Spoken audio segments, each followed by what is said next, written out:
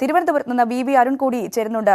അരുൺ, ഗവർണറുടെ ഭാഗത്തു നിന്ന് ഓരോ ദിവസം കഴിയുന്തോറും സർക്കാരിനെതിരെയുള്ള ആരോപണവും വിമർശനവും കടുക്കുകയാണ്. കഴിഞ്ഞ ദിവസവും ഗവർണർ ഡൽഹിയിൽ വെച്ച് മാധ്യമങ്ങളെ കണ്ടപ്പോൾ കൃത്യമായി പറയുന്നു ഇത് കൃത്യമായ രാഷ്ട്രീയ നിയമനമാണ് എന്ന് ഗവർണർ വീണ്ടും പറഞ്ഞു വെക്കുന്ന സാഹചര്യമുണ്ട്. എന്തായാലും സർക്കാരിന്റെ നീക്കത്തെ എങ്ങനെയാണ് കാണേണ്ടത്? ഗവർണറുടെ പ്രകോപനത്തിന് മുന്നിൽ വീഴാതെയും വഴങ്ങാതെയും മുന്നോട്ട് പോവുകയാണ് സർക്കാർ. എങ്ങനെയാണ് രാഷ്ട്രീയമായി ഈ സാഹചര്യങ്ങളെയൊക്കെ നമ്മൾ വിലയിരുത്തേണ്ടത്?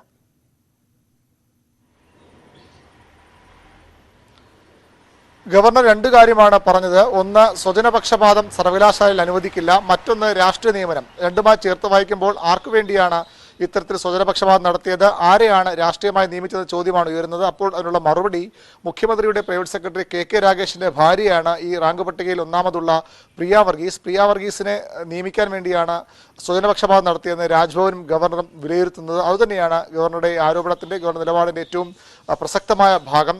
CPM-നെതിരെ തന്നെയാണ് ഗവർണറുടെ നീക്കം. അത് തിരിച്ചറിഞ്ഞാണ് CPM-ന്റെ പ്രതികരണം. സമവായത്തിന്റെ പാത ഏറെക്കുറെ CPM-ഉം സർക്കാരും ഈ വിഷയത്തിൽ കൈവിട്ട് കഴിഞ്ഞു.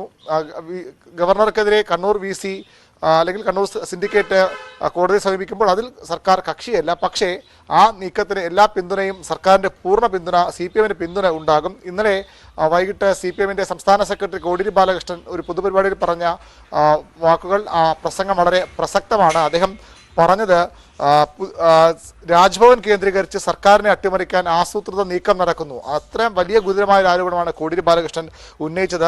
CPM ഇപ്പോൾ പുതിയ രാഷ്ട്രീയ വെല്ലുവിളികൾ നേരിടുന്നുണ്ട്.